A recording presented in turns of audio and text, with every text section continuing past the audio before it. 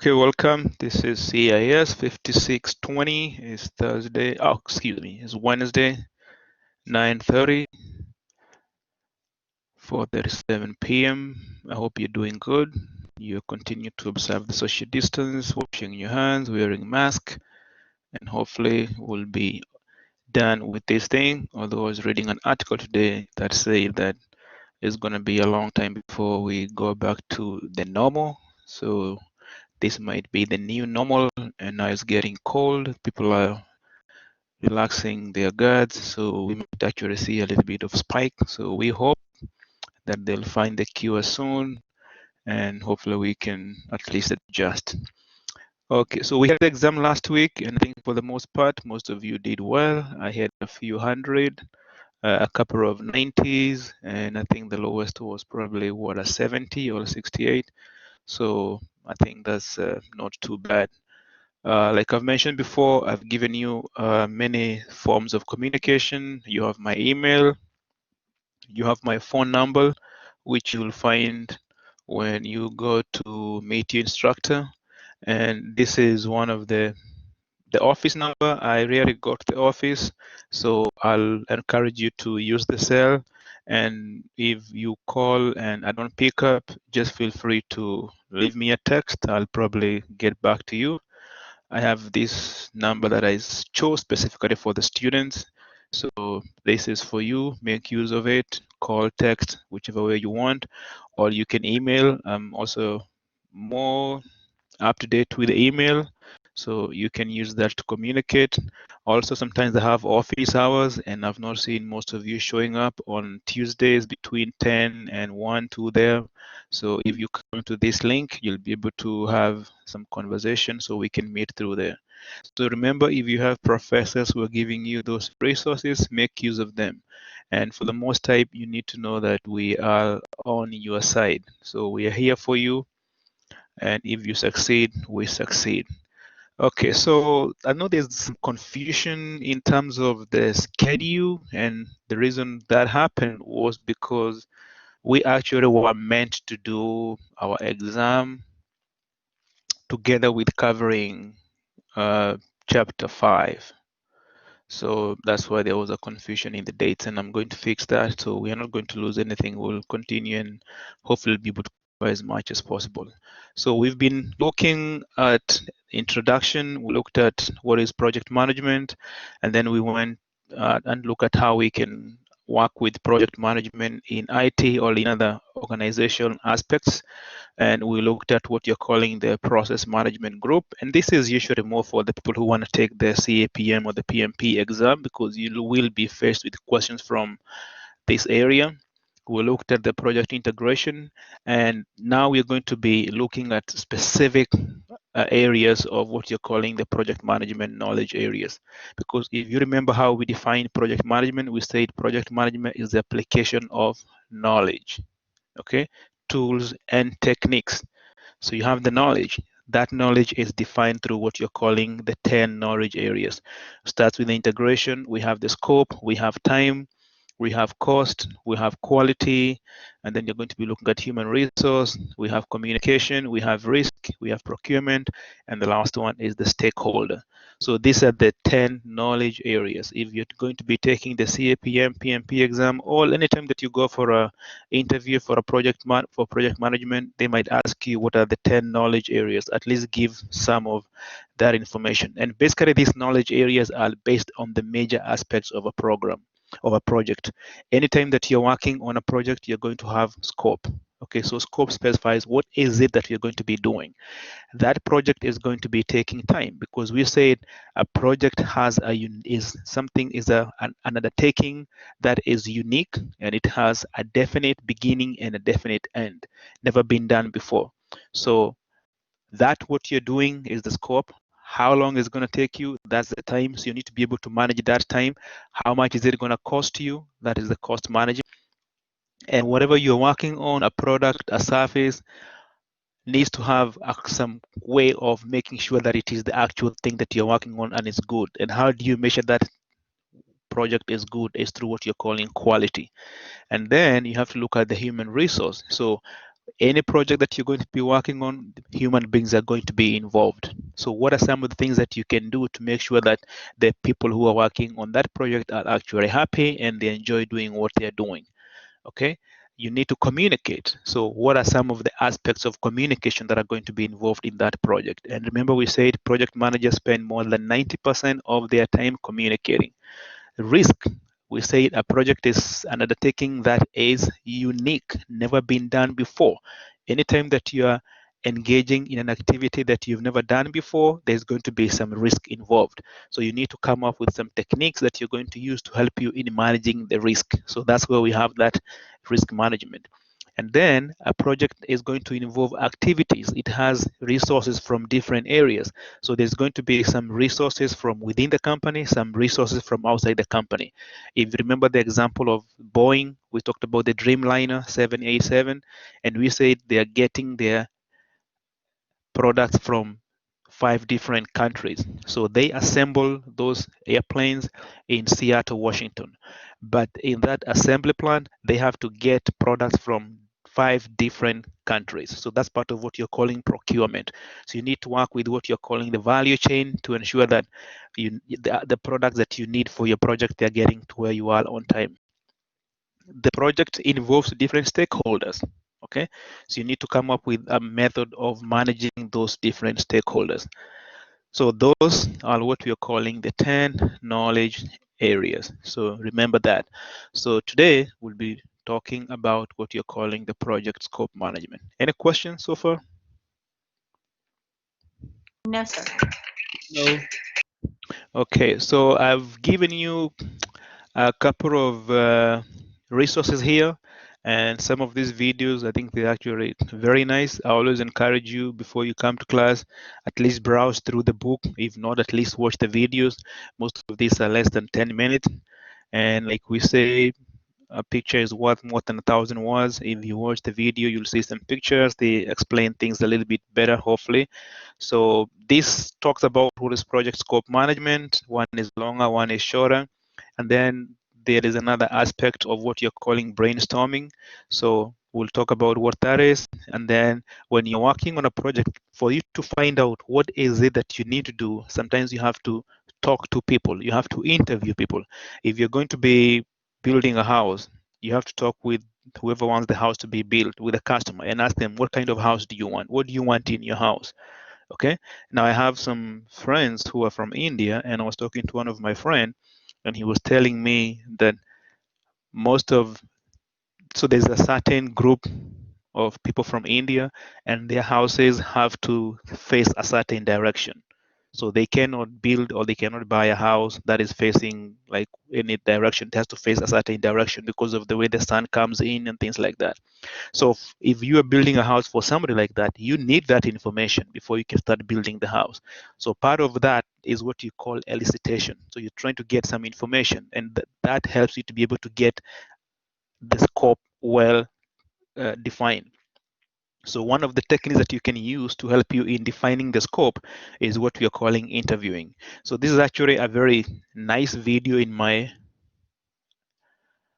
from my point of view, that Riley King, a guy who was with CNN for a long time, he talks about what makes for a good interviewer. So if you're interviewing somebody, what is it that will make sure that the person answers your question as much as you want? Now, if you've been watching some of the talk shows, there's very little interviewing going on. Sometimes they ask questions that are called leading questions, and you should be able to try and make sure that you minimize that. You know, like asking leading questions.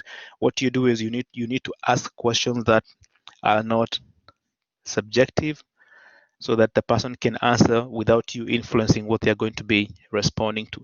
So that is what you need to develop, and as a project manager, is actually a technique that you can develop. Okay, focus group is another technique that you can actually use to help you in getting the scope. And what you do is you put people in a group, and then you get ideas from them. So if, like for instance, Central is going to be trying to implement a new IT, what they can do is they can get different people from different departments or different areas of the campus, put them in a room, and then ask them, how do you think this is going to be working for you? Okay, so that's part of what you're calling a focus group. And then we'll talk about what you call the work breakdown structure. So once you have defined what you're going to be doing, then the project needs to be broken down into small, manageable pieces. And that's what you're calling the work breakdown structure. And the work breakdown structure will help you people to decide who is going to be doing what in a project. So if you're developing software, software has a lot of things. If you take a very simple example of Microsoft Word, you can, when you open the software, you have those different menu items on the pane, you have file, you have print, things like that.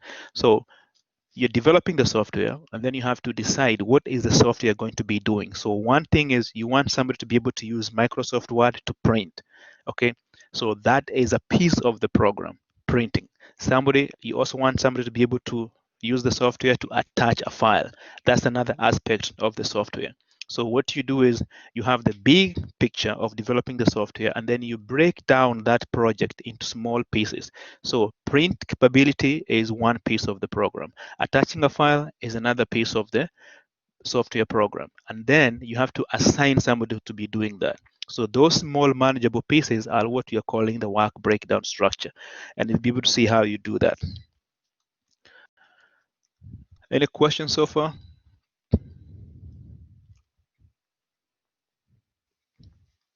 No, I'm good. Okay, so before we continue, there's a number of questions that I've received on the, I think, individual group project, the one for working with Microsoft project, where you're supposed to use the appendix to just work with Microsoft project and try to recreate that project. So if you're having issues with getting your group together, let me know and you can go ahead and work on the project on an individual level. But if you're working together as a group, that's good enough. Now, like I've mentioned before, this is project management. You use Microsoft Project to manage projects. We're not going to be teaching you how to do that, but we're giving you the resources and we can help you to navigate some of the things if you're having some issues. But you're not going to have a session whereby I'm going to tell you click here, click here, click here, click here. And that's going to apply to most of the other classes that you're going to be taking. So anytime that you take a class and that class has a software, is always recommend that at least you try to learn as much as possible about how to work with that software in that class. So if you take a statistics class and you're using SAS, try to learn as much as possible about how to work with SAS. Because down the road, when you go for a job interview and you have that in part of your resume, that might make the big difference between you getting that job and or not getting that job. So at least have some software capability or some software skills in your resume. And the best thing is you are going to school during the information age. So there is a lot of information, a lot of YouTube videos that have very well designed tutorials on how to work on this software, SAS, Java, a little bit here and there, R, okay, Microsoft Excel. Okay, so note about that.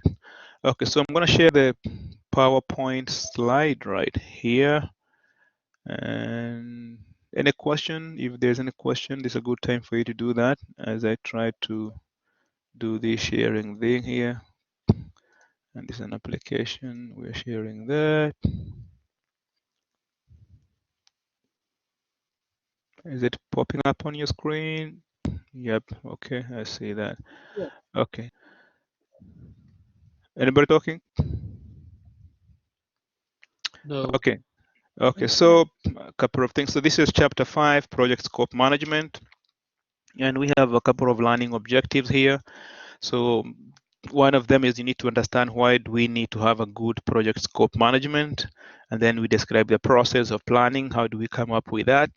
And then some of the methods of collecting and documenting the requirements. This is actually one of the key areas that you need to have some good understanding on, because even in the exam, they like to ask you some of these techniques.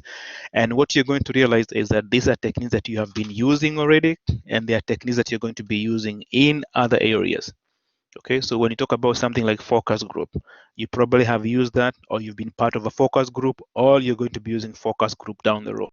You talk about interviewing. Most of you already have a job, so you must have had somebody interview you. And the reason why they interview is try to get more information, understand more about you, whether you know about the job, and on like that. So those are the same concept that you are using here. Okay. And the scope definition process, and then the other part here is work breakdown structure. And in the exam, they like to ask you about these different techniques. Okay, so analogy, when somebody talks about analogy, is whereby you have an example. So although we are saying that a project is something that is unique, never been done before, there are going to be some aspects of a project that you might have done before. If you are in the construction industry and you're building single family homes, you might be building a single family homes in a new development, but you have done that in another development. So although we are saying the project is unique, there are going to be some aspects of the construction business that you'll have applied in another area that you're going to be applying in your new location. So in that case, when you're going to determining the resources that you need for that new development, you're going to be using an analogy. So you'll say, in the previous construction area, we had 10 people who are working on the foundation, and it took them this number of days. And in this new location, we are going to need 8 people, because maybe that time when they were working there, it was raining, so they were a little bit slow. Now the sun has changed, so things are going to be a little bit different. So we have what you're calling analogy. And then you have what you're calling the top down. So top down is like the example that I gave you. So you have software that you're developing, and then you specify what do you want to have in this software. Okay, and then you start breaking it down. So through there is where you start, you say, you go to a restaurant and you say, I want a hamburger. Okay, so when you start from the top, hamburger, and then what is in a hamburger? You have the buns, you have the meat, you have what? Ketchup. So basically what you're doing is now you're moving from top down. And then bottom up is where you start with all the ingredients, and then you build them up and you end up with one product. So when you are looking at the work breakdown structure, we'll be looking at some of those techniques, and basically that's what that explains. Okay, validating, we don't have to worry so much about this, but basically what you're saying is they need to have some people in the organization who are going to be ensuring that what you're actually talking about, trying to do, is what they want to be done. So usually this is going to be done at the top level of the organization. And then you have, of course, to control the scope. And basically why you're doing this is to make sure that you don't have what you call the scope creep. So scope creep is whereby you're building somebody a house and they start the 3-bedroom, and then a week later they come and they say, oh, you know what, I need 3-bedroom house, but instead of only having 2 full bath, can I have 2.5 bath? Okay, so that is where now you're going to be changing the scope. Okay, and then a week later they come back and they say, hey, you know what, I want 3-bedroom, but every room should have a full bath. Now what you're experiencing is what's called the scope creep, because now things are being added on. Okay, so that's a term that you're going to be hearing a lot, scope creep. And then you can use some software, and that's what I mentioned about the Microsoft project, is a software that you can use to help you in managing your project.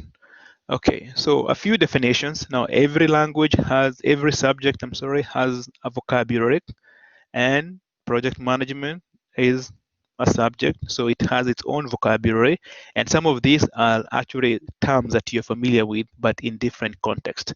So we talked about the word of the scope, and we're saying what scope refers to what? All the work involved in creating the product and the process used to do what? To create them. So although we are talking about the product here, it can also be a process. Okay, if you're trying to improve a business process. Okay, so business process is activities that are needed to accomplish a certain task. If you're developing a website and you have mom and pop shop and they want to transition to an online presence, so you're going to be developing something like a shopping cart. So what you do is you have the same aspect that we use for shopping, which actually is what they have actually taken and converted to online. Because usually what you do is you walk into a store, you get a cart, you walk around, put things in your shopping cart, and then you go to the checkout register, you pay, your things are bagged, and out you go. That's very similar to what we do when you go online. You go on the internet, you pick stuff, and as you pick those stuff, they're being added on the what? On the shopping cart. And then when it's time for you to check out, you click on the checkout, and then you provide your shipping information and credit card information, and then You check out, and boom, you're done. So that's what I'm saying. Scope can either be when you're talking about a product or when you're talking about a process. So in that case, where you're trying to help mom and pop to have an online presence, you're not going to be talking about a product. It's a process. Okay, because those number of steps that you're using to buy something online is what you're calling the process or business process steps. Deliverable. Okay, we know about deliverable. Okay, you order something, some food, pizza, they deliver that to you. Okay, so in project management, we talk about deliverable, and you're saying this is either a product or even a process which is produced as part of a project. Okay, so this can either be something we can touch, it can be software. Sometimes there's some documents that we can use, or even sometimes what?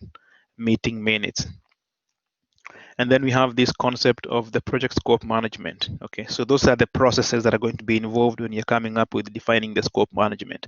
And we look at all these. So scope management, and we have planning scope, then you collect the requirements, then you define the scope, you create the work breakdown structure, you validate that, and then you control the scope. Now, in the exam, if you're doing the PMP or the CAPM exam, they require you to know this. Okay, but for our class, we don't insist that you know them, but at least have an idea about them. And I'm hoping that down the road, or maybe some of you want to take this exam, CAPM at least to start with, because that's going to give you at least a competitive advantage. So you plan that and then you collect. So you're going to be looking at each of these specifically. So this is how, when you look at the 10 knowledge areas and in the PIM book, the project management body of knowledge, this is how it is organized. So you have the planning, and usually there is the process. So remember we had that chapter that was looking at the 5 process group. Okay, so under the planning, you plan that, and then you have the output is the scope management plan and the requirements management plan. For now, you don't have to worry about all these, but in case you ever take the CAPM or the PMP exam, you can come back here and then at least have an idea about what this was all about. Okay, so usually they have the process, what is that you're doing, and then there is an output. Okay, so collect the requirements is the process, and then what is the output? The requirements documentation, because basically what you're going to be doing is you want mom and pop, they have what is it called, the mom and pop brick and mortar, and you want to transition that to online. So you're going to be talking with the owners of that store, and you're going to be asking them, what are your products, what do you sell most, okay, what are the prices.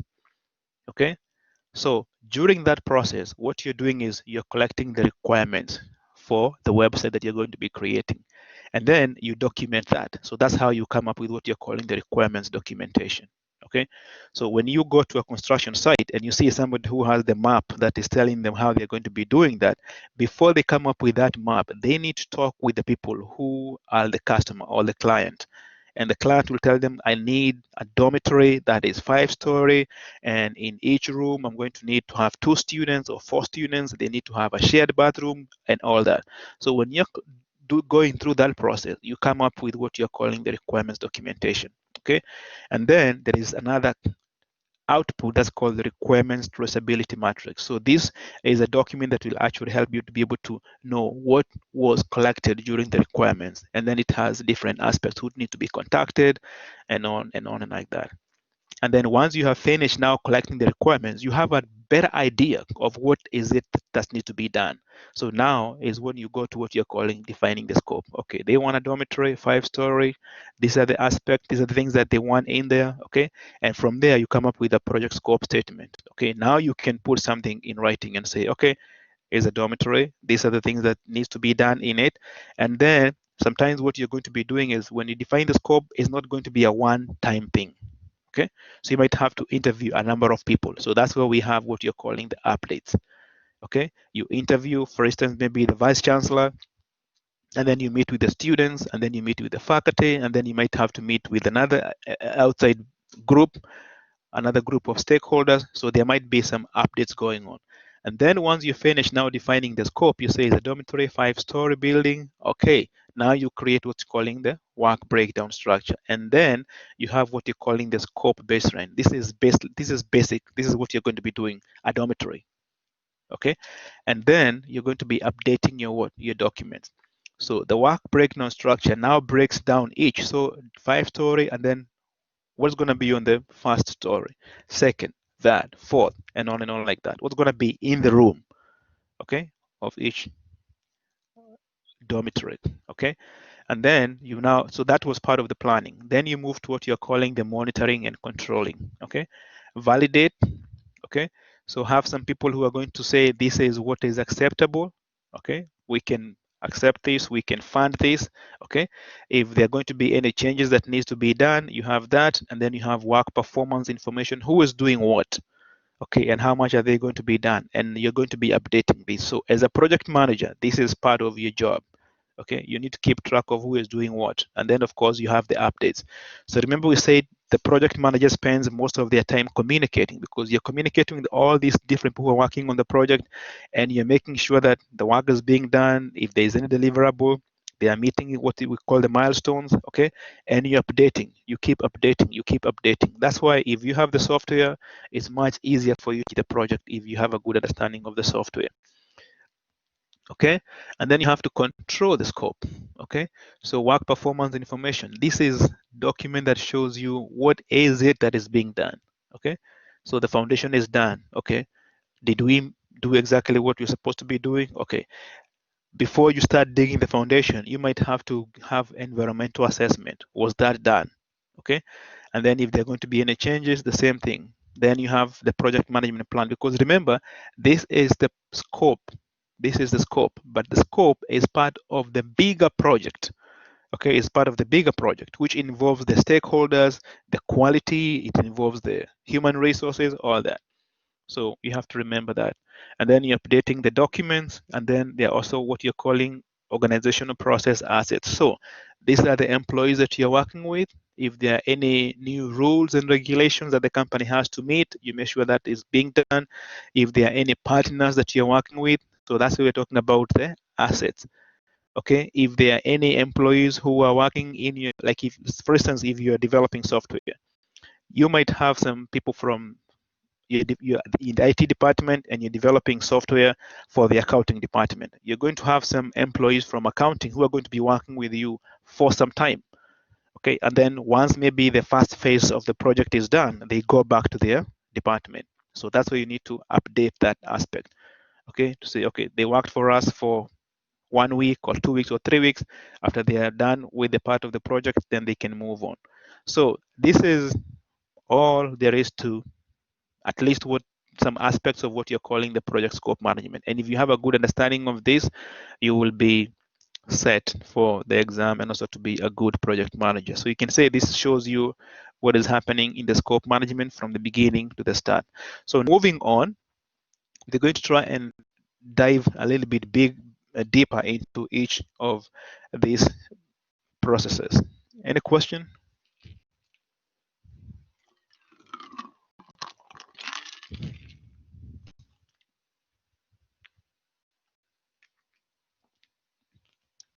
Are you making sense?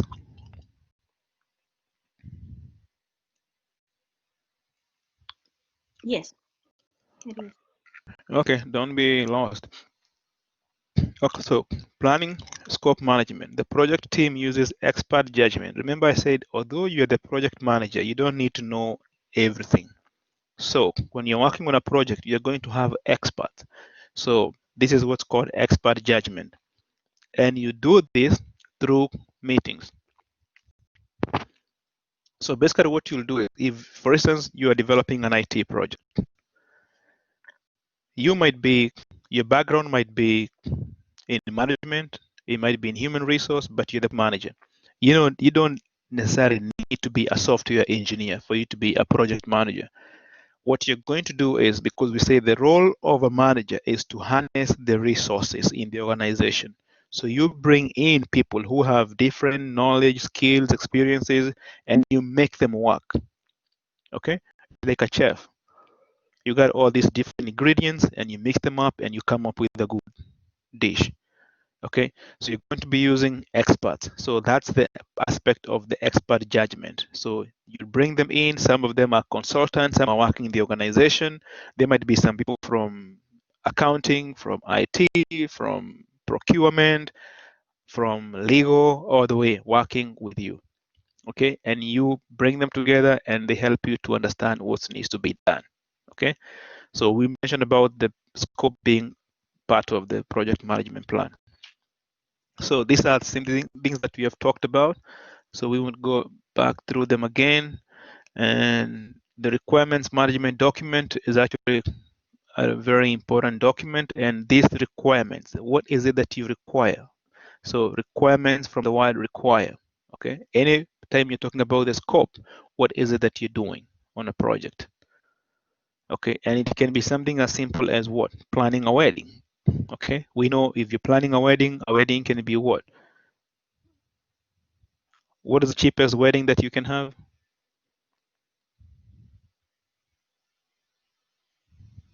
Any answer there? Gotta be going to a judge or going to a courthouse.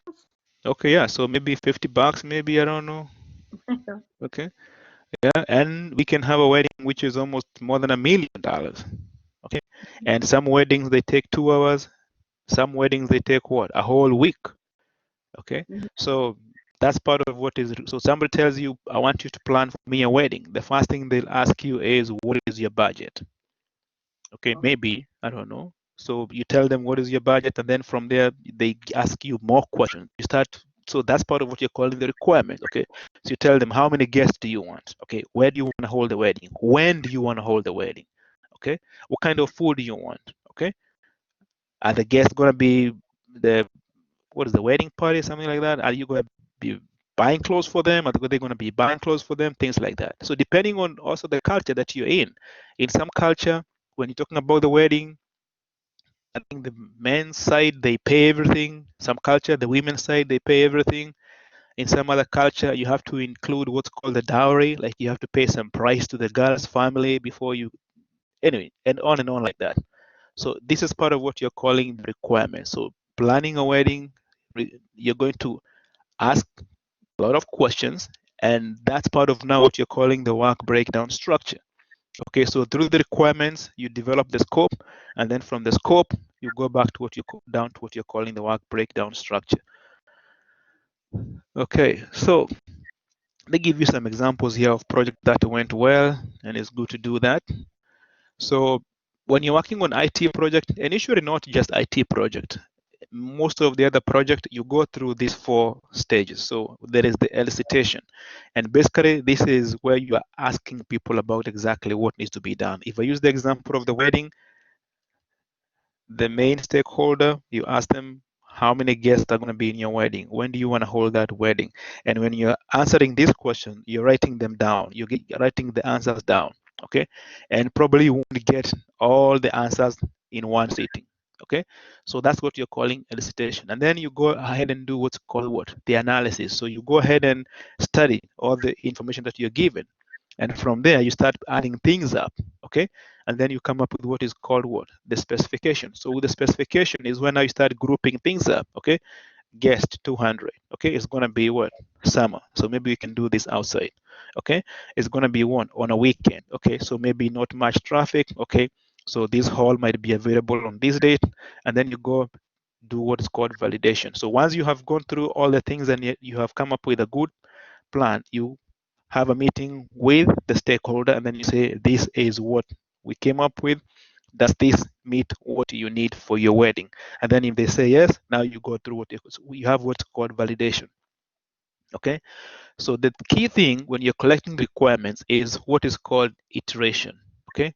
So that's why you have more than one meeting. So you meet one time, you collect, you do some requirements, then you go back and study, and then you realize, oh, you know what?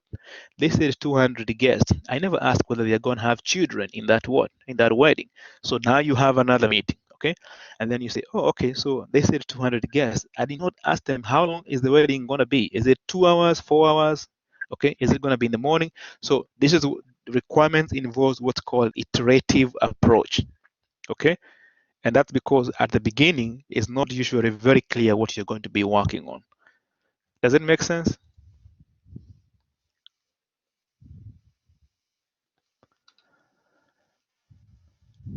Okay, so that's another reason why we say if you're a project manager, you need to have very good communication skills, because you can see through the requirements, you're going to be talking with people, you're going to be communicating. So if you have good communication skills, that will come a long way when you're trying to understand exactly what needs to be done. And you don't have to be the only one who is doing this requirements gathering or the requirements management part. Okay, you have a team that can help you to do that. And sometimes somebody will have already done that and they just give you a project that is very well defined. So you might not even have to go through this. It's not a must that you have to go through this. So it depends on what kind of company you're working for and what aspect of the project you're working on. Because sometimes you might be somebody who is planning weddings and somebody else does all that for you, and they just tell you this is a wedding and everything is very well, is very clear. You just have to go ahead and do the planning. Okay, so these are some of the examples about how you can go ahead with software development, and they're showing you the relative cost to correct a software requirement defect. So basically what we are saying is it is easier for you to correct a mistake early on in the project, because as you wait, the longer you wait in the development to collect a problem, then the higher the requirements. And we have seen this a lot. There's very many items that if you go on the internet, you'll see a recall for those products. And most of the products that have recall is because something is not working properly. And sometimes what will happen is somebody somewhere either overlooked it or either ignored it or did not pay attention. So we have something that does not work, like we had the airbags that were causing a lot of problem. I think Takata or something like that. Okay, and they had to be recalled, and sometimes it's very expensive for the company.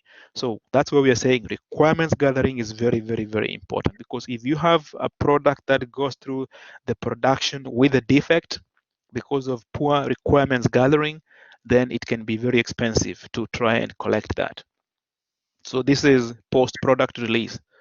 Okay, so just before you release the product, you find that there is an error, then you have to go back because there might be very many items that you're trying to correct the error on. Okay, so read a little bit about this. They talk about Google also does believe in fuzz, all buzzwords, including agile, blah, blah, blah, things like that. Okay, so collecting the requirements. So usually in the exam, they'll give you a set of questions, a question, and then they give you a set of answers, and they ask you which of these is a method for collecting the requirements. So we talked about the interviewing, focus group, and what you're calling workshops. You put people in a group and then you keep asking them questions until you reach what is calling a consensus, and then using group creativity and decision making techniques. Okay, questionnaire and surveys, we have seen these. So what you do is you have a questionnaire and then you send it to people. Like for instance, if you're trying to change a business process, okay, so project management and change management are very highly related, because anytime that you're working on a project that's going to be changing a business process in the organization, you're going to be involving the stakeholders. And for you to understand what needs to be, you need to understand what is going on now. Okay, so that's why sometimes you just have a questionnaire and then you can do surveys, try and get some feedback from the people. Sometimes you can do observation. So if you're developing some toys for a company, that's a project. Usually what some of these companies will do is they'll develop something, and then even maybe you can use prototype also, like a sample, and then they get a group of children and they put them in a room, and then they just observe how they're interacting with those toys, and then they can be able to see if they need to make any changes, any improvements, and things like that. So observation is very, very important. Okay, benchmarking. Okay, so bench. Okay, bench and then marks. Okay, so is another concept that we can use, and basically what you do is you look at the best practices. Okay, so you compare specific project practices or product characteristics to those of other projects or products. Okay, so with benchmark is you see what is it that other companies or other projects that you have worked on, what are some of the aspects that were in there that were very successful, and then you can use them in your current project. Okay, so statistics and requirements for software, we're saying 88% of the software project involved enhancing existing products instead of creating new ones. So this is a little bit about innovation and things like that. So you can read that and see what's going on. Okay, so we mentioned about the requirements traceability matrix, and it's nothing else but is a table that lists all the requirements, the attributes of each requirement, and the status of the requirements to ensure that all the requirements are addressed. So anytime that you have a project, you're going to have a requirement traceability matrix, and there are some templates that are out there. So you don't have to be creating this from the scratch. Most of the project managers actually have very many templates that they use. Okay, so in this example, they are developing a software and there is a requirement that's given number R32. Okay, so if in the case of the wedding, maybe you can say there is something in the reception and maybe there is the cutting the cake, maybe something like that. Okay, so you give that a number and then you have a name for it. You're saying, is it called cutting the cake, or what do you call it here? Anybody chip in? It's cutting the cake. Cutting the cake. Okay, so you have the cutting the cake, and then that's the category. So where is that going to be at? Is that part of the church ceremony? No, that's at the reception. Very good. So if in the category you'll have the reception, okay, and then who is going to be doing that? Okay, so you define who in some of the weddings they have a special person who actually does that because there is like a ceremony involved in that. You know, you cut the cake and then you have to feed X, Y, Z, and X and Y feeds Z, and all and on like that. Okay, so you provide, so at that level you provide some status, and then if you're the one who is working on that project and you have a wedding that is taking maybe a week, maybe you're planning their honeymoon and things like that, you put that it's not done, or if it's done you specify that, and on like that. So that's requirement traceability matrix. And you cannot have this unless you understand all the requirements. So now you can see what is happening is you have the wedding, you've broken it down all the way, and you have all these requirements. And then this will help you to be able to trace. It's called traceability. Because if a project is falling behind, it's very easy for you to go back and look at the requirements traceability matrix and see what is leading to this. Or sometimes actually projects moves too fast, and some companies they'll get a bonus if the project is finished fast. Sometimes company will actually penalize you if you finish it too quick.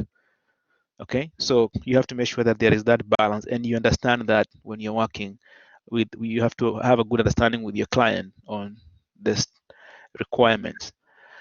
Okay, so scope statement includes at least a product scope description. So what is it that you're working on?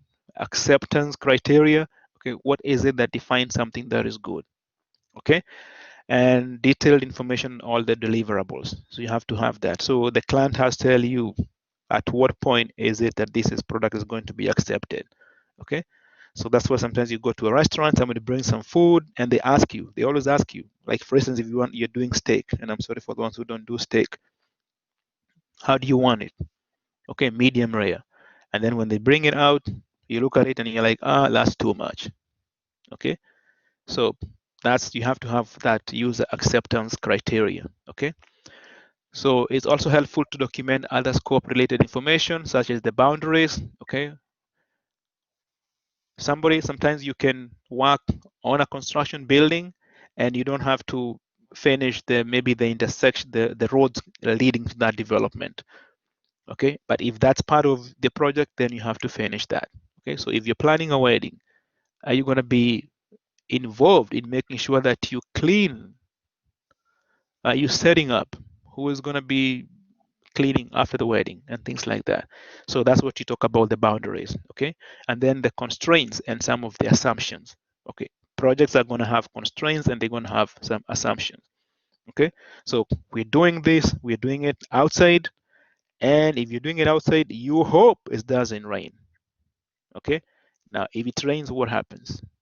Okay, you need to have a contingency plan, and that's part of now your risk management. Okay, and then you're saying 200 people, maybe you can have 210 or something like that. Okay, so have some constraints and some assumptions and be very aware of them. Okay, so we're saying as time progresses, the scope of a project becomes much more clearer. Okay, so that's part of the project. Okay, so this is part of an example of a project charter, and we said a project charter is actually that document that the company issues the project manager saying now you can continue, you can start using the company resources. Okay, so before you get a project charter as a project manager, you should not be working on a project. And you can say it specifies the type of the project, the start date, and projected finish date is projected. And then you have some of the milestones, you have the budget, who is the project manager, the objectives, and on like that. So this project charter, you develop this after you have gone through the scope management. Okay, because now you have at least a better idea of what is going to be working, what the project is going to be all about. And then in the project charter is where you find the scope. So you have the scope statement saying this is what you're going to be doing. And remember, we said this is something that is iterative. So it's always good. Don't change the original one. Develop another one. So have different versions. So if somebody comes in or the project managers are changed, somebody can come in and be able to see what has been going on with this project. So if down the road there's some issues with the project, you'll be able to come and go back and kind of like retrace your steps and see what happened and where maybe things didn't go well. So inaccurate requirements gathering continues to be one of the main causes of project failure. Now, most of the companies, if you Google and look at the project failure, it's more than success rate on project is actually less than 40% success rate. And when you talk about the success rate of a project, you're saying a project that meets the scope, they actually do what they said they were going to do, and they use the budget that they said they were going to use the money, and they did it within the time that they said they were going to do it, and they had good quality. So you have triple constraint, that is scope, time, and budget, and you add quality, is less than 40%. So very many projects fail. And one of the reasons why they fail is because of the requirements gathering. So people sometimes they rush. Okay, they don't spend enough time collecting data to get as much information as possible. Okay, so if you want to be a good project manager, hone your skills on how to be effective in requirements gathering. Now, government project, the success rate is actually very, very low, probably less than 10%. And DoD, Department of Defense, they are notorious in having failed projects. And if you just Google online, say DoD failed projects, you'll see billions and billions of dollars of projects, some of them that were actually abandoned. Okay. And I think there's one case I read some time back. There was this project from DoD, and it was more than $1 billion, and they abandoned it. And when the government accountability office asked them, what did they learn from that project? They just said, what was the value of that project? They actually say that the knowledge that they learned from that project, hopefully they'll be able to use it in another project. So there was nothing to show for that project, but they say that the knowledge that they gain from that project, they'll be able to use it. So who knows that? So that's the part of what you call the military industrial complex, maybe, I don't know. Anyway, so organization need to develop people, processes, and culture to improve the requirements management. So when you're looking at the project management skills, to be an effective project manager, you need to have good requirements gathering techniques. And that's what we're talking about, companies developing the people and then the process. Because to collect the requirements, there are a number of processes. Like to be a good interviewer, there are a number of processes that you have to go through. To set up a focus group, there is a process that you have to follow through with that. Okay. So that's some of the ways that you can do that. And then, of course, the culture. Okay. Most of the companies say this is how we do things. Okay. Like in the military, usually you don't question people high up. Okay, so there's sometimes we need a cultural change for us to have a change in how we manage projects. Okay, work breakdown structure is a deliverable-oriented grouping of the work involved in a project that defines the total scope of the project. Deliverable-oriented, okay? So we're saying this is a foundational document and is used for planning and also for helping you with the schedule, with the cost, with the resources and the changes. So in a project, work breakdown structure is very, very, very important, because when you look, if you are making a burger, I'm going to use the example of a burger to be very specific. If you want to determine the cost of a burger, You have to understand everything that goes into a burger. Okay, and McDonald's, they understand that. Okay, they know the price of the bun, they know the price of the tomato. If you have tomato, if you have mayonnaise, they know that. And if you have bacon, if you have cheese, they have gone all the way down and determined the price of that. And they even know the time that it takes for somebody to put that together, because they have to pay that person. So when they say that a burger, for instance, is $3, they can break that down, okay, into specific price units. So that's part of what you're calling a work breakdown structure. And we do that through what you're calling the decomposition. Okay, so subdividing the project deliverables into smaller pieces. So you have your burger, you break it down small pieces, and then you put everything together. And that's why you need to be able to know, like, for instance, if the price of the tomatoes changes, then you have to adjust what? Your burger, or you have to look for another way in which you're going to be doing what? To accommodate that price increase so that you don't have to change the price of your burger. Okay, so if you have that aspect of a burger, then you, when you start from breaking down everything and you have those different ingredients, that's what you're calling decomposition. And you're doing that from what we are calling bottom up. You put everything together and you end up with $3. Or you can decompose, also start with the burger as a whole, and then put the different pieces together, and you have what you're calling down, but top down. Okay, so a work package is a task at the lowest level of the work breakdown structure. So when you have broken down the specific task in a project, you have what you're calling a work package. So for instance, lettuce. If you have lettuce in your burger, that's a work breakdown structure. If you have a piece of tomato, that can be considered a work package. So if you are constructing a dormitory, that dormitory has 8 floors, one of the rooms in that dormitory can be considered what you're calling a work package. Okay, if you're developing software and there is a command for printing, somebody has to write the code for that.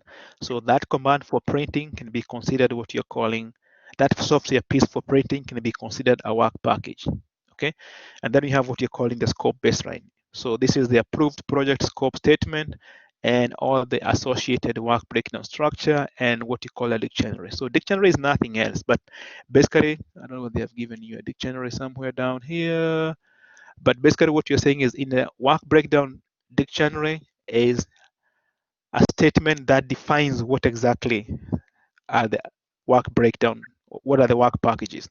So if you have a burger, I'm sorry to use that example again, and you have lettuce, you're going to have a document that says exactly what is lettuce, what is the size of the lettuce, because you can have the whole piece from the fruit or vegetable, depending on which aspect it is. And then you have a tomato. So you're saying is a dictionary work breakdown structure will tell us the size of the tomato, the slice, okay? Sometimes even the radius of that. So if somebody is looking at that, they'll be able to know exactly what are we working with. So if you have a room and you say in your construction building, you have a room, this room is 6 by 6, okay? It has how many walls, how many windows, you need to define all that in what you're calling the work breakdown structure dictionary. So that is something that is going to go into the project documents, and then other people will be able to read it and understand exactly what is going on. So note that this is very, very important. A work breakdown structure, decomposition, a work package, scope baseline, and a work breakdown structure dictionary. These are some of the terms that you're going to come across if you ever take the CAPM exam. So we have an example here that is showing us how to develop a work breakdown structure. So you have an intranet, somebody is developing a web page. So you have website design, and then you have web page, homepage. So that's the first page that you land on. There's going to be another page for marketing where you can put some marketing information, and then another page for sales. And then under the website design, you're going to have a site map. So that shows you like the breakdown of everything on that map. You're going to have some graphic design. You're going to have some programs. Okay. So if you look at homepage design, the homepage, that's the first page, is going to be some text. So one person can be working on the text. Somebody else can be working on the images, and somebody else can be working on the hyperlinks. So writing the programs for all that. Now, the advantage of having this work breakdown structure is because it can tell you, depending on how many hyperlinks you have, how long is it going to take somebody to develop the hyperlinks? Okay, how long is it going to take somebody to develop the images? How long is it going to take for somebody to write the text? And then from there, you'll be able to know that this is how long they take, how much are they paid, and then you come up with the budget for that product. And then you add the budget for here, the budget for here, the budget for here, and then you have the budget for the homepage design. Okay, so that is the cost. Then you have how long does it take for them to develop this? How long does it take for them to develop this? How long does it take for them to develop this? You add up all that time, and then you come up with what? The time for doing this part. So you have cost here, and then you have what? Your schedule. Okay, so you do the same thing for this piece, the same thing here, the same thing here, and then you add up all those aspects, and you come up with the total duration of the project and the total cost of the project. Now you go back and then you decide that some of those can actually be done at the same time. Okay, so that's going to help you to be able to do what?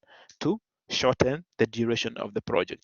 So that's what we are saying. Work breakdown structure will help you to be able to determine the resources that you need in your project, and it also help you to be able to determine the cost of your project and the schedule of your project. Part of what you're calling the triple constraint. So that's part of the scope management, work breakdown structure. Are we together? Yes. Okay, so we should be ending soon. Okay, so that gives you an example of that.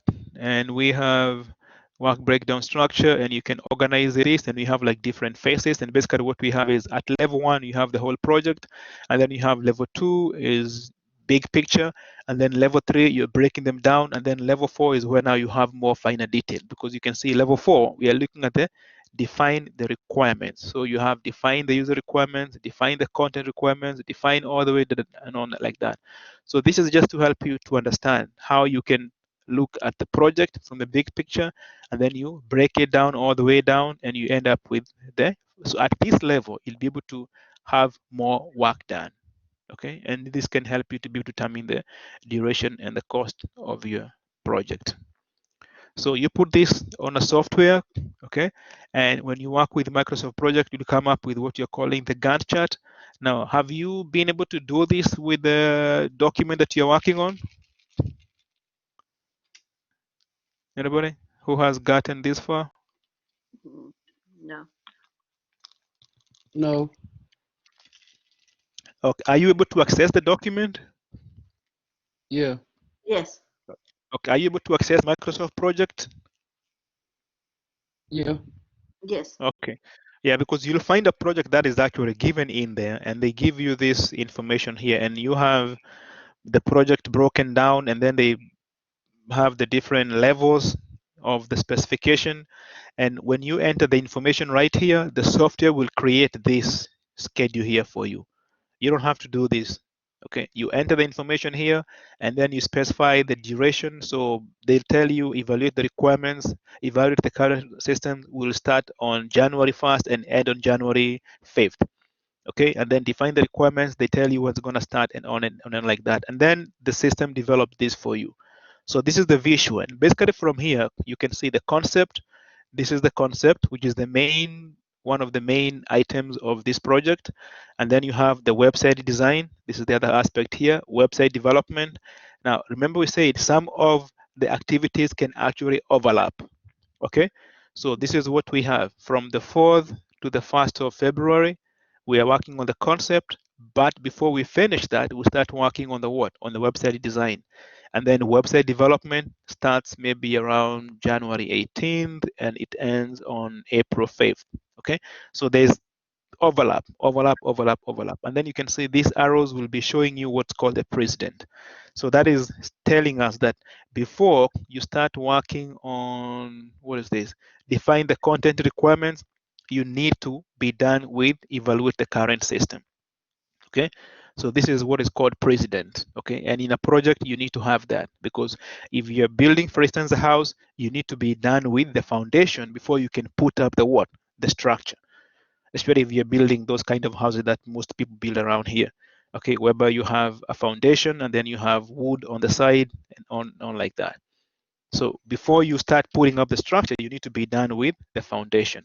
So this is what we mean by that. Are we together? Yes. Yeah, so once you start Yeah. entering the information, in Microsoft Excel, in Microsoft project, you'll be able to see the relationship between here, and you'll be able to see the president. And then there are some activities that have to be done before you can start another one. Okay, you cannot start painting a house before you have put the walls. Okay, so you Yes, sir. cannot start putting, what's that thing that's put on the ceiling? That, I don't know what's called, the A stuff on the roof? ceiling. What is that thing you put on the ceiling when you're working on a house? You talking about the roof? Yeah, the roof, not actually on the ceiling. There's a name for it that you have to mix with water and all that. I had somebody do it in my house the other day. Anybody? Are you talking about like the plaster? I mean, Yeah, the plastering. So you cannot start doing the plastering before you have put the roof. So that's part of what you're calling the president, and you'll be able to see that. Okay, so we have the start, forward, and on and on and on like that. So do that because it's going to make it much easier for you to understand, and you can see the relationship are very, very, very clear. Okay, so usually what will happen as you move on as a project manager, you're going to be updating what's happening.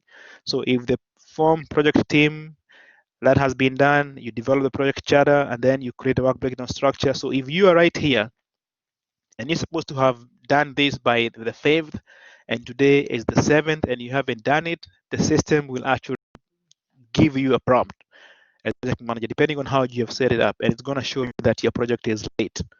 So there are some techniques that you can use to help you to see what you need to do to adjust your project so that you're able to meet the deadline. Do you need to bring more people? Do you need to cut some of the requirements and on like that?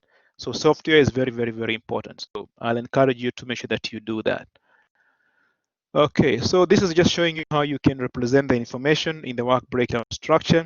And these are some of the approaches that you can use. So we have the analogy, and we say this is based on other projects that you have worked on. Top down, start with the largest item of the project and then break it down. So with the analogy, basically is where you start with this, no, top down, you start with this, and then you break it down like this.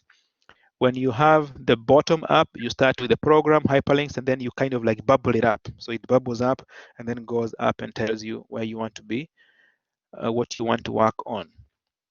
So these are the main 4 techniques that you can use to help you when you're developing the work breakdown structure. And then mind mapping. Okay, so you have branches radiating out from the core structure through thoughts and ideas. Okay, and usually what people will do sometimes is they actually have a board, and you have like stick notes, and somebody writes something and then you stick it on the board, and then from there you develop different ideas, and then you come up with what is going to be what you need to work on. So that's mind mapping. So at least know there is the analogy, similar, top down, bottom up, and then mind mapping. So this is an example of what you're calling mind mapping. You have IT upgrade project. You have somebody who is managing that. You're going to be installing hardware, acquire the hardware, upgrade that, and then on and on and on like that. Okay. So ideas go on and on. You can have other things coming from here, things from here, and on like that. Okay. So this is the part of the software, and then we talk about the dictionary, and we mentioned about that. So let me see what else we need to do here. Okay, so any questions so far? No. no. Okay, controlling scope. So key thing here is variance. So you might see this in statistics is a concept that in statistics, but basically what it says is different between the planned and the actual performance. Okay, so you're going to say that, and what you need to do is with controlling the scope is you need to make sure that you're minimizing this value. Okay, so I think that's what improving user input. So anytime that you're working on a project, users are part of the stakeholders, and there's some techniques that you can use to bring them in. So have users on the project team in important roles, deliver something to users and sponsors on a regular basis. Okay. So if you have gone to those Chinese restaurants, I think they are hibachi, where they make the food right there in front of you. So one of the techniques that they do is they make the food and then they give you something. You eat, they're still cooking some more. You eat, they're still cooking some more. And 90% of the people who go there actually don't finish the food right there. They take the food home. I don't know about your experiences, but that has been my experience. But basically, what you're saying is deliver something to users and sponsors on a regular basis. That will make your product or service to be easily accepted by the user, because you're telling them this is what you're doing, this is what you're doing, this is what you're doing, this is what you're doing. Okay, instead of waiting until the last minute and then you deliver something and somebody's like, whoa, it can be overwhelming. So you want to make sure that you're minimizing that. Okay, don't promise deliver when you know you cannot. Okay, so as a project manager, you should never ever do that. Okay, it's always better to under promise and over deliver. Okay, but also be aware of what's called gold plating. Okay, so in project management there is a concept of what's called gold plating, and basically is where somebody asks you to work on a project and then you go ahead and go do extra. You want to minimize that. It's not recommended for you to be gold plating, because what's happening is if you're gold plating, that is requiring use of more resources that were not in the initial project. So you want to minimize that. Now, sometimes if you're trying to, you have a client and you maybe you're trying to get some business in the future, you might maybe want to do that, but you got to be a little bit more careful. Collocate. So you might see this concept a lot. Collocation, they ask you what is collocation. Okay, and basically is whereby you put the people in the same location, common location. So you have users and developers, and the reason why you want to have users and developers close together is so that if the developers have something that's not very clear, they can always reach the users, ask them, and then go back and do what and implement that. So you want to make sure you do that. Okay, this is some things that you can read, put requirements in writing and keep them current. So that's always very important to make sure that you document and provide adequate testing and conduct testing throughout the project lifecycle. That's very, very important. Okay, that's why now we are developing some medicine, hopefully, and what they are doing is they are going through the testing. Okay, and they have to go through like phase 1, phase 2, phase 3, and on like that. Okay, and then you're reviewing the changes from a systems perspective. So we talked about a system. We said is made up of different components that work together. Okay, system. So review the changes from a systems perspective. If there is a change that needs to be done on the project, don't just look at that specific aspect. Somebody, you're planning a wedding for somebody and they say, you know what, instead of having 200 people, I want to do a wedding for 250. Okay, you can just say yes. I mean, there's going to be very many other things that are going to be involved in that one simple change. Okay, food, the room, okay, maybe even security, parking, and on like that. So we talk about the systems perspective. So any change that's going to be done, look at it from the holistic view of the project. Okay, and software, we talked about that. Word processing, you're going to be using that. Spreadsheet, Microsoft Excel. If you're not very good at it, please refresh your skills on that. In the previous class before the exam, we went through some Excel assignments and exercises on how you can determine how you choose a project. So you can see that's how you use the spreadsheet. And then communication, project managers spend a lot of their time communicating. So these are some of the techniques that you can use to communicate, and we'll actually look more into communication when you look at the communication, project communication management. And then you have software that can help you with creating work breakdown structure, and then Gantt chart. We saw that Microsoft Project is very good for that. And you have other software out there. Premiere, I think you can also use that. Some of them are actually free. So pick one and be good at it. And then make sure that you have something that you can show, maybe create a portfolio, and you can use that as part of your resume. So if you go for a job interview, you can say, okay, I did this and this is my output. Okay. So any question, we'll stop there. Any questions? Now, Dr. Karanja, I'm looking through. I thought that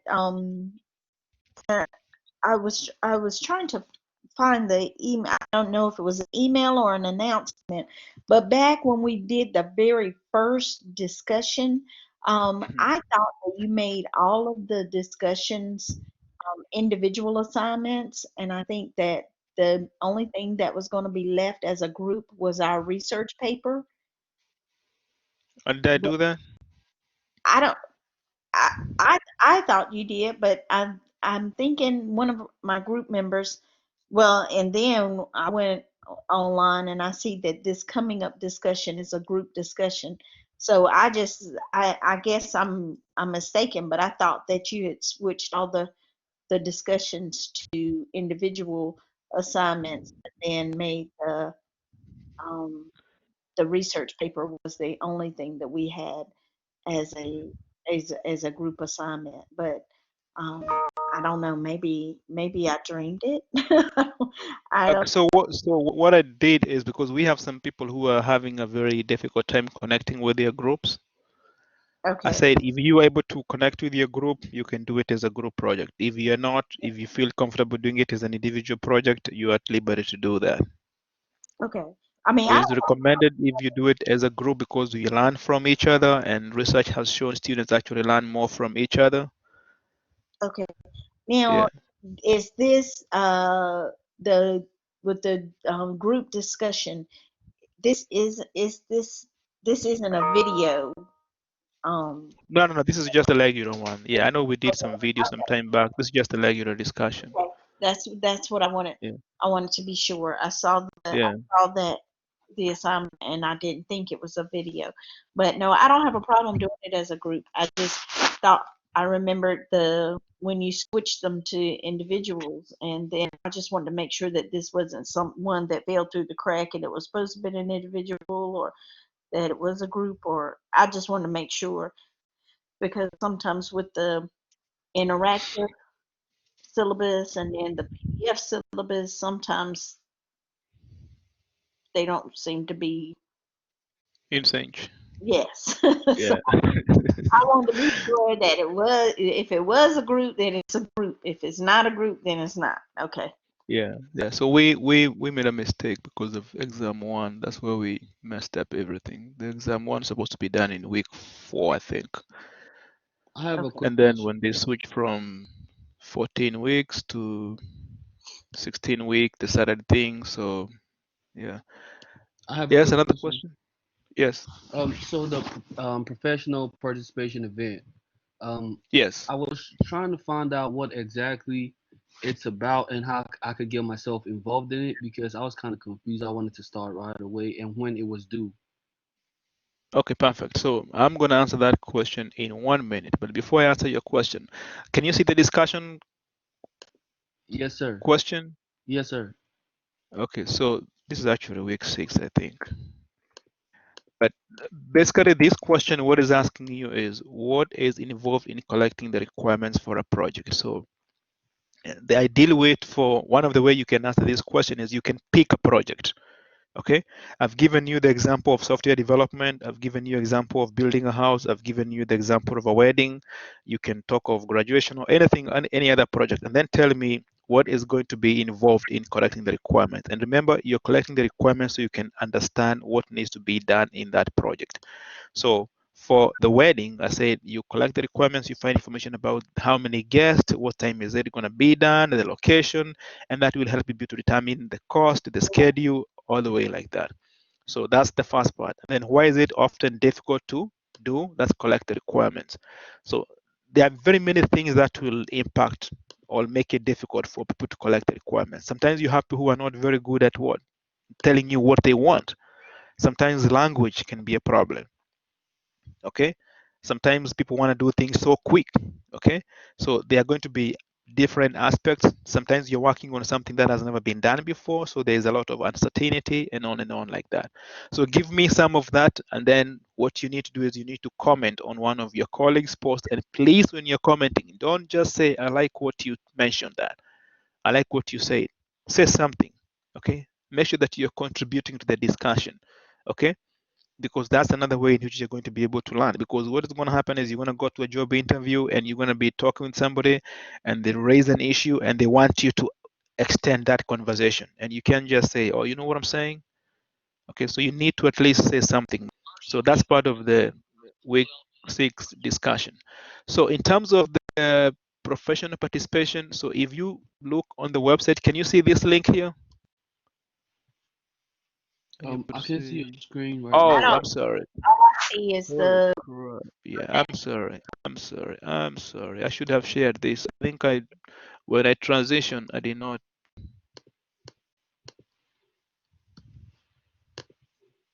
Yeah, so now you can see that. Yeah.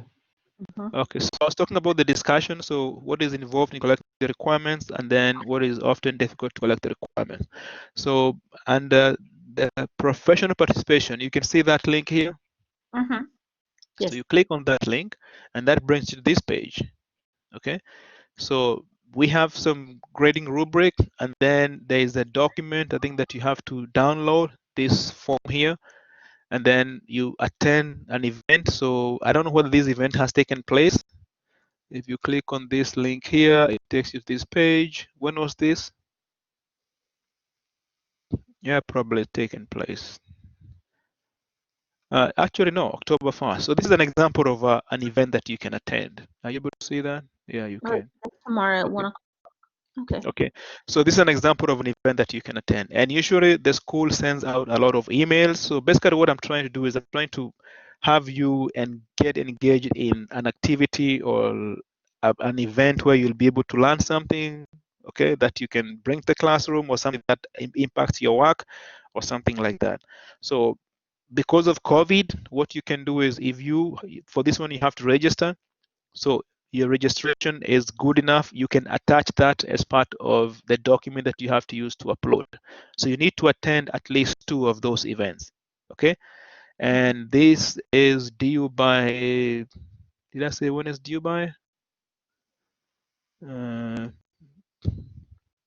by Oh, October 31st. So you have a month to do this. okay. Yeah. So did I answer your question? Yes, sir. Appreciate it. Okay. Any other question?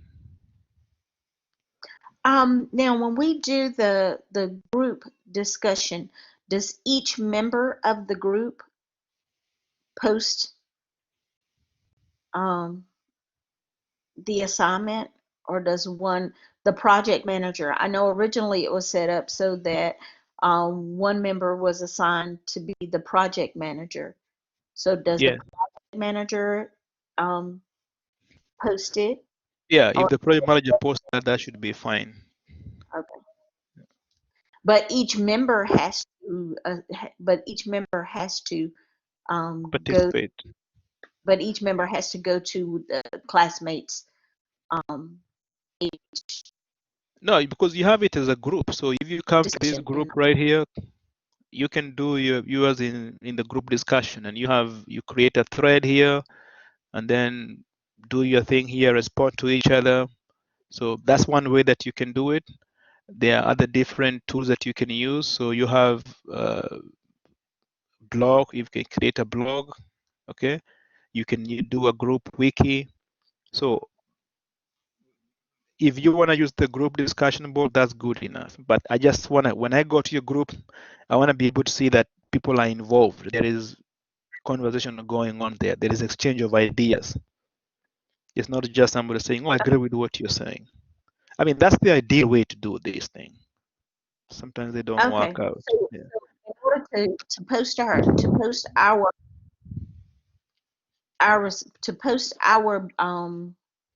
what do I want to say? Our discussion board, we could just go to the group discussion and Yeah. post it there. Yeah. You Okay. can do that. Okay.